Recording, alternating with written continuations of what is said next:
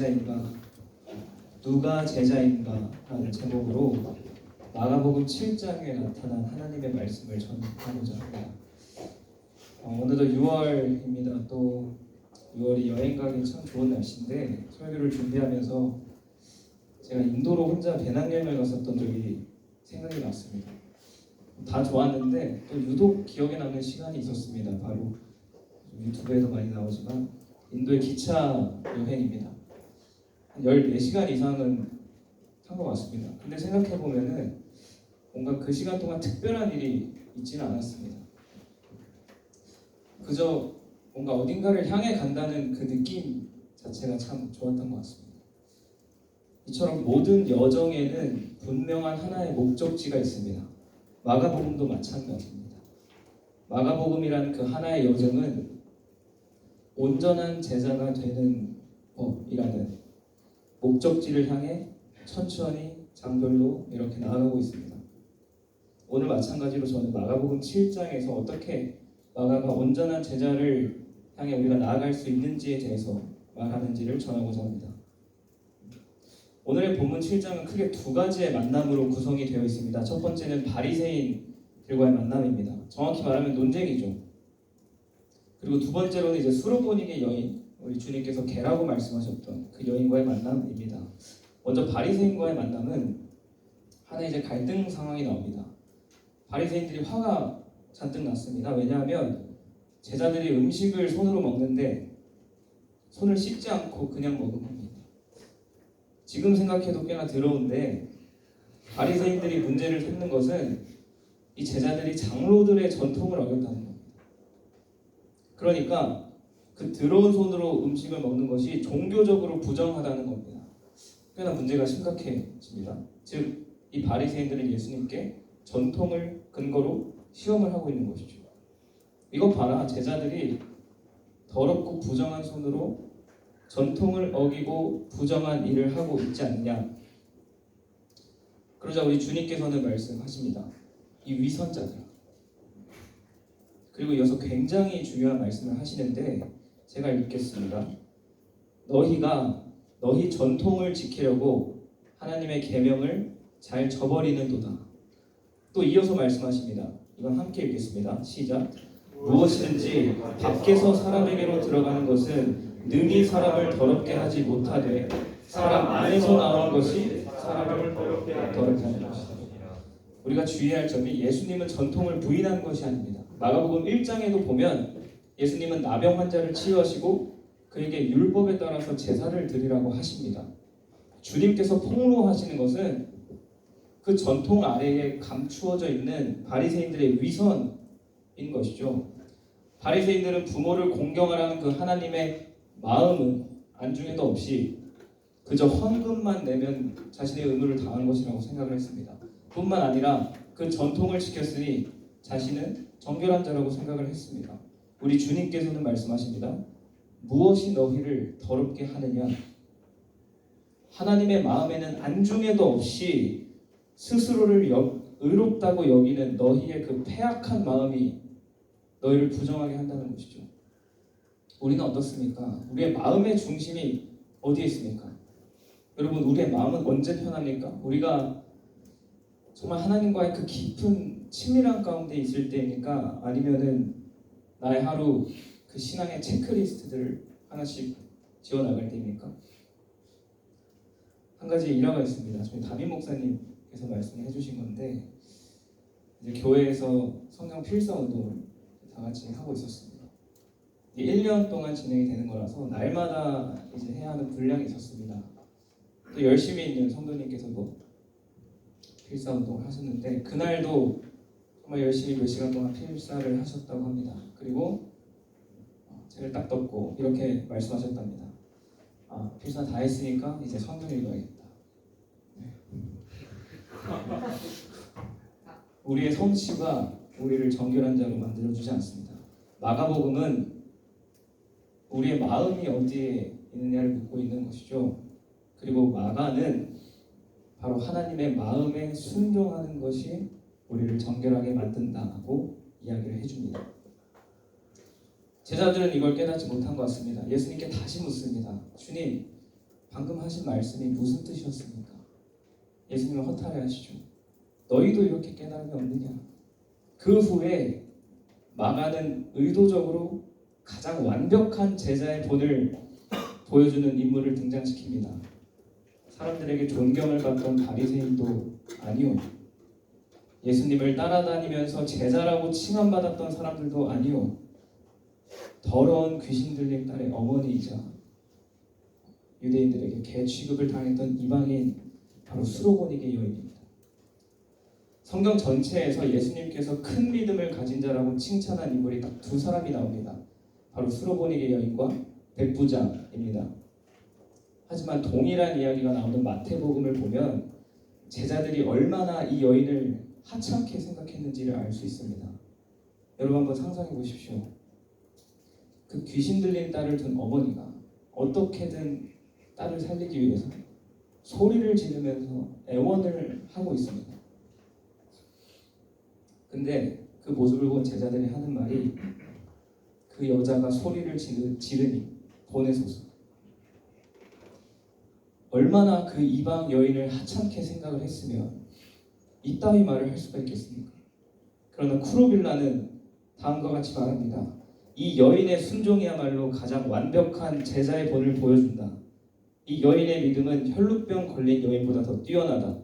병 걸린 여인은 즉시 치유를 받고 떠난 반면 수로보니게 여인은 네 딸이 나았다는 예수님의 말씀만 듣고 순종하며 돌아갔기 때문이다. 여러분, 누가 제자입니까? 율법을 잘 지키는 자도 아니요, 주님이 하시는 말씀에 꼬치꼬치 캐물으며 되묻는 자도 아닙니다. 그저 주님의 말씀에 순종하는 자입니다. 그렇게 단순한 문제였습니다. 그 여인의 모습은 오늘날 우리에게도 엄청난 도전이 됩니다. 어떻게 이게 가능했을까? 바리새인들도 또 제자들도 하지 못했던 그 순종을 이 여인은 어떻게 할 수 있었을까? 마가복음이 기록하는 그녀의 유일한 말은 딱 한 문장입니다. 주여, 올소이다마는 상 아래 개들도 아이들이 먹던 부스러기를 먹나이다. 순종의 모든 비밀이 이 한 문장에 담겨 있습니다. 마가가 오늘 우리에게 말해주는 온전한 순종을 하는 법 첫 번째, 그녀가 처음으로 내뱉은 말, 주여입니다. 주여. 제가 여러분께 한 가지 질문을 드릴 텐데 미리 말씀드립니다. 오해하지 마십시오. 여러분, 그 예수님을 믿으면 구원받는다 라는 말이 맞는 말입니까? 맞는 말이죠.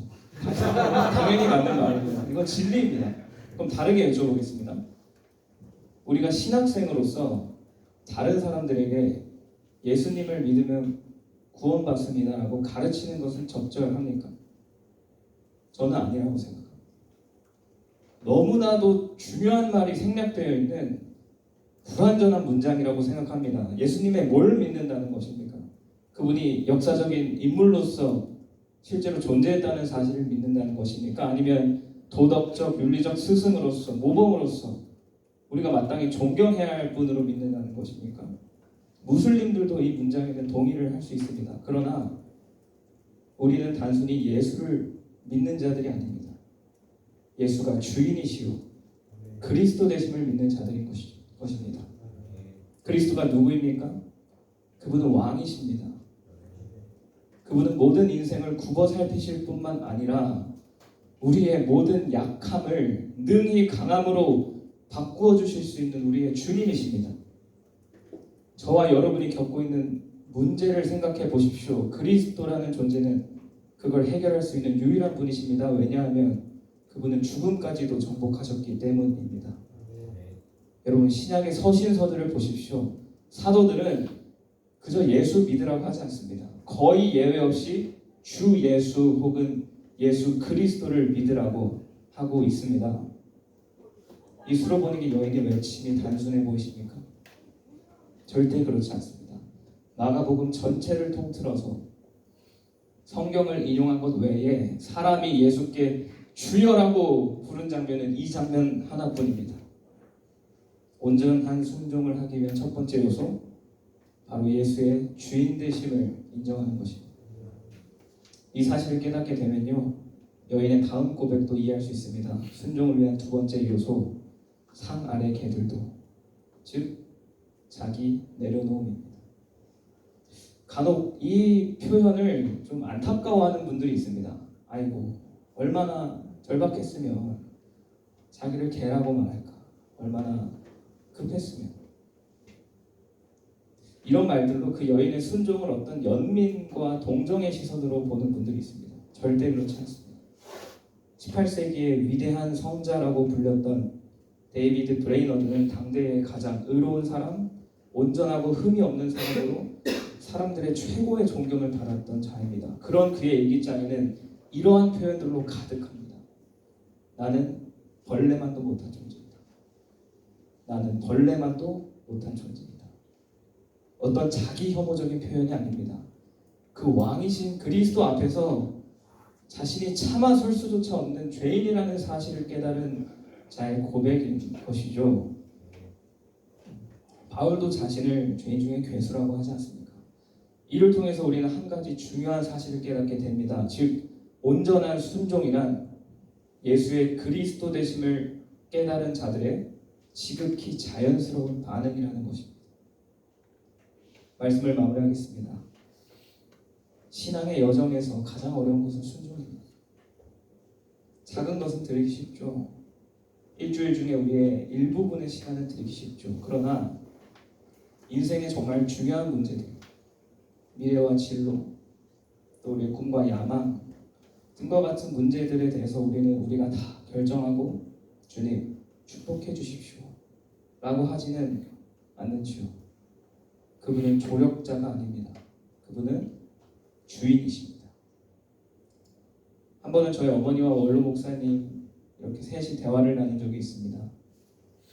이런저런 대화를 나누다가 목사님께서 저희 어머니에게 이렇게 여쭈어 보시더라고요. 최 권사, 하나님이 아들 바치라면 바칠 수 있어? 1초 만에 어머니가 대답했습니다. 안 되죠. 그게 불신앙이야. 당사자를 앞에 두고 바치는 말이에요. 그래서 좀 당황스럽긴 했지만 저는 이내 목사님의 말씀에 동의할 수밖에 없었습니다. 먼저는 아브라함이 생각났습니다. 하나님은 아브라함에게 아들 이삭을 바치라고 하셨죠. 아브라함은 마음이 찢기는 듯 아팠을 겁니다. 그러나 하나님은 이삭을 취하지 않으셨습니다. 그러나 우리 하나님은 저와 여러분을 위해 아들을 내어주시지 않았습니까? 반역한 저와 당신을 위해 가장 참혹한 방법으로 아들을 내어주지 않으셨습니까? 하나님의 마음은 찢어지는 듯이 아니라 찢기셨습니다. 그 앞에서, 그 십자가 보혈이 뚝뚝 떨어지는 그 앞에서, 오 주님, 이건 제 겁니다. 이것만은 건들지 말아주십시오 라고 우리가 어찌 말을 할 수 있겠습니까? 목사님이 이어서 말씀하셨습니다. 하나님이 아들 바치라고 안 하시겠지. 그러나 설사 바치라고 하신들 당장 이해가 되지는 않더라도 오 주님, 그럼에도 제가 선하신 하나님을 신뢰합니다 라고 말하며 순종할 수 있는 믿음이 있어야 해. 그게 신앙이에요. 사랑하는 여러분, 그 선하신 하나님을 신뢰하십시오. 그 수로보니게 여인처럼 먼저로는 예수의 주인 되심, 그리스도 되심을 깨달으십시오. 그리고 날마다 성령 하나님의 도우심을 구하며 십자가 앞에서 기쁨으로 자신을 낮추십시오. 오늘 마가복음이 저와 우리에게 묻습니다. 누가 제자입니까? 우리 주님의 말씀에 순종하는 자가 제자입니다. 이 아름다운 교훈을, 진리를 깨달아 그 마가복음의 여정을 우리 주님 만날까지 끝까지 담대히 걸으실 수 있는 저와 여러분 되기를 주님 이름으로 소망합니다. 아멘.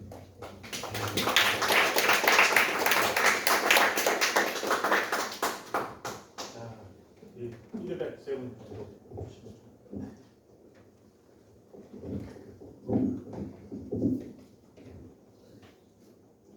일단 본문 숙제가 잘 되신 것 같고요. 그 스피치 부분에서는 발음 그리고 네, 발음이 굉장히 좋으셔서 보이스 좋으시고 네, 설교 원고 숙제도 좋으시고 이런 거는 너무 좋았고 다만 이제 그 조금 빨리 하셔도 될 것 같아요. 어떻게 생각하실지 모르겠는데 조금 더 말을 빨리 하셔도 될 것 같아요.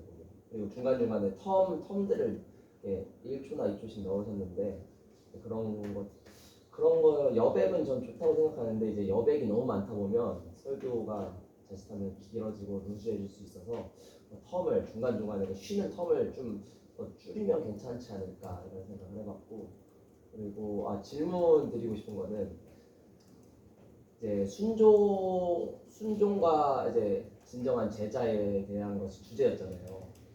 근데 이제 수로보니게 여인의 이야기를 통해서 수로보니게 여인이 온전한 순종을 했다. 그래서 그는 수로보니게 여인을 본받아서 우리도 온전히 순종해야 되고 그걸 통해서 제자가 돼야 된다. 이런 맥락이었던 것 같은데 정확히 수로보니게 여인이 어떤 부분에서 주님께 순종을 했는지 여쭤봐도 될까요? 일단 크루비르라가 말하는 거는 일단 예수님이 두 가지인데 일단 그 부분은 다루지 않았습니다. 처음에 이제 여인은 시험을 하시죠. 개라고 주님이 말씀하시는데 첫 번째로는 수로보니게 여인이 그것을 인정을 한 겁니다. 그래서 본인이 얘기를 하죠. 상하의 개들도 이게 이제 첫 번째 순종인데 분량 때문에 다루지는 못했고 그리고 두 번째 순종이 그 예수님의 네 딸이 낳았다는 말씀을 듣고 돌아갔다는 겁니다. 그러니까 거기에 어떤 의문을 제기하거나 어떤 증거가 없었음에도 그저 예수님의 말씀이라는 이유만으로 순종하고 돌아갔다는 거죠. 그게 이제 그 주석서에서 첨부한 내용입니다. 첫 번째는 그러니까 예수님의 시험을 인정하고 겸허하게 받아들인 거랑 두 번째는 돌아가서 근데 그거를 확인 안 해도 이미 믿었다. 근데 이제 우리가 이건 물론 순종이라는 개념에 대해서 제가 좀 편협하게 갇혀 있는 거일 수도 있는데 우리가 보통 순종이라고 하면 이제 복종, 말씀, 계명, 율례, 법도에 대한 그거를 지키는 행위를 순종이라고 보거든요. 순종이 뭐 제사보다 낫다. 근데 이제 딱 여기서 봤을 때는 예수님께서 이 여인한테 뭘 시킨 건 없는데 딱히 너 이거 해야 된다 저거 해야 된다에 대해서 순종한 행위가 딱히 보이지 않는데 근데 또 설교자께서는 이 여인이 온전한 순종을 했다 하니까 이게 궁금증이 생기는 거예요. 뭘 순종했을까? 계명의 순종이라기보다 권위의 복종이라고 이해하시면 더 수월할 것 같습니다. 그거는 어떻게 보면 제가 순종에 대한 개념에 대해서 좀 편협하게 볼 수도 있는 것 같은데 그만큼 좀 넓고 풍성한 개념이라서 그러니까 순종 자체를 그렇게 넓게 보신 거죠. 이 부분에서는 일단 그 권위의 순종이라고 이제 초점을 좀 맞춰가지고 그래서 이제 주여라는 발언이 그런 부분이고 그리고 예수님의 말씀에도 순종했다고 저는 생각합니다. 수로보니 돌아가라는 그것이 글쎄요 그 처음에 이제 울고불고 애원하는 장면에 비해서 극적으로 전환이 되는 장면이 있기 때문에 저는 그것이 하나의 순종이라고 봤습니다. 저는 보통 이 본문을 가지고 설교자들이 설교할 때에 이제 그 수로보니게 여인의 깨진 마음, 상한 마음, 애통한 마음을 주님께서 기쁘게 보셨고 그래서 우리도 교만하지 말아야 되고 겸손해야 되고 죄인임을 인정해야 되고 그리고 주님을 믿는 믿음, 이 시험을 통과할 수 있는 믿음이 중요하다 이렇게 해석을 하는데 오늘 본문을 순종과 제자에 연결시켜 가지고 어떻게 이제 이거를 도출해 내셨는지가 궁금해서 여쭤봤습니다. 보통 통상적인 거랑은 약간 다르게 가셔서. 네, 맞습니다. 두 번째 본문 이 본문을 다루는데 첫 번째랑은 좀 많이 다른 방식으로 접근해서 많이 배운 점이 있었습니다. 좋았습니다. 감사합니다. 아까 이거는 문화적인 거를 봐야 되는데 예수님은 유대인이었고 수로보니는 이방인이었는데 벌써 이제 개라는 단어를 사용했잖아요, 그렇죠? 그 안에서 많은 순종이 있는 거야, 그 자체가. 벌써 예수님이 너는 아니다라고 벌써 얘기하신 거거든요. 이방인이다. 근데 그럼에도 불구하고 떨어진 구슬에도 걔는 받아먹습니다. 라고 순종하면서 나가는 거잖아요, 그렇죠? 그럼 문화적인 그런 측면에서 보면 바로 이해되는 거고. 그래서 그거를 아브라함 쿠빌라를 연결시킨 거고. 다른 해석이죠, 어떻게 보면. 근데 이제 강의 설교적인 측면에서 이게 우리 화용론이잖아요. 이게 지금 바리새인과 지금 수로보니 예언을 대조시키고 있는 본문입니다. 여기서 무엇을 말하고자 하는 건가? 제자는 무엇인가? 그래서 이 사람들은 순종했다. 이 사람들은 율법적으로 갔다. 이걸 대조시킵니다. 그래서 이런 쪽으로 갈 수 있다라고. 여러분들이 연구를 하면서 로고스 바이블 소프트웨어를 보든 뭐 하든 다른 책을 이렇게 여러분들이 해석해서 강의서를 하잖아요. 아 진짜 괜찮을 것 같아요. 이전에 새로운 해석들이 계속 나오고 그런 방법들을 계속 배우는 거니까. 설교를 너무 잘 들었습니다. 제가 느낀 거는 일단 너무 재밌었고요. 그다음에 비교적 본문이 굉장히 길었는데 이거를 제가 들으면서 깨달았던 게 뭐냐면 그 각각의 비유들을 제자들하고 제자의 모습과 비교한다는 걸 제가 지금 처음 느꼈거든요. 이걸 본문을 보면서. 그래서 제가 지금 3대지 맞죠? 네, 네, 지금 예지가 제가 몇 대인지를 계속 보는데 자연스럽게 넘어가서 몇 대인지 4대인지 3대인지를 잘 모를 정도로 빠져들었던 것 같고요.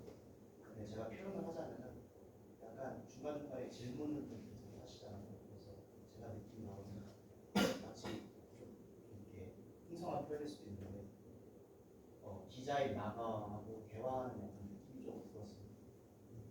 그래서 새로운 것도 많이 깨닫게 되고 그 다음에 구성도 되게 제가 느끼기에는 제 귀에 쏙쏙 들어왔고 그 다음에 특별히 이제 대지마다 들어가는 예화들이 너무 적절해가지고 이렇게 자칫하면은 지루해질 수 있는 내용이었는데 조금 더 가미를 해서 어떻게 보면 더 이해를 쉽게 했던 것 같아요. 그리고 제 스타일일 수도 있지만 저는 마지막에 그 결론 부분에서 주제를 한 번 더 상기시키는 내용이 꼭 있었으면 좋겠다라는 의견이 있는데 선생님 설교에서 보면 마지막 그 질문이 사실은 끝까지 처음부터 끝까지 놓치지 않았던 주제에 관해서 계속 설명하고 질문하는 내용이 저는 진짜 많이 인상 깊었던 것 같습니다. 그 스피치 부분에서는 저희가 친하다 보니까 주원부터 얘기했는데 저는 되게 실습이었지만 깨달은 것도 많고 전달되는 것도 많은 친하다고 해서 다 좋은 얘기만 하면 좀.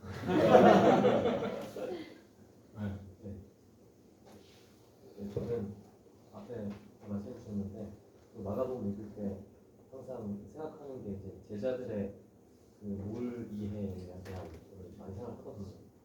그걸 많이 생각을 했었는데 예수님이 수로보니기로 하여금 이게 믿음이다라는 걸 제자들한테 보여지는 그런 측면도 다시 한번 저는 개인적으로 느꼈던 시간이었고 그리고 뭐 설교적인 측면에서는 워낙 탁월하셨다고 저도 느끼는데 다만 이제 보여지는 데 있어서 저도 그런 거를 민감하게 좀 반응을 하거든요. 근데 이제 첫 번째로 이제 입술을 이렇게 계속 하실 때 그거는 저는 개인적으로 나쁘지 않았어요. 왜냐면 거기에 대해서 더 빨려 들어가는 게 그런 피드백 자주 들었어. 네네 빨려 들어가는 건데 입을 가만히 좀. 그리고 이제 코를 몇 번 이렇게 타는 전혀 몰랐습니다. 그리고 귀를 또 후비고 이렇게 컨디션이 안 좋아요. 이런 게 있어서 좋아가지고 저희는 몰랐어요. 네. 가장 무의식적으로 하신 것 같은데 네네. 이런 거를 한 번은 신경을 써주면 좋을 것 같아요. 귀가 시원하던가.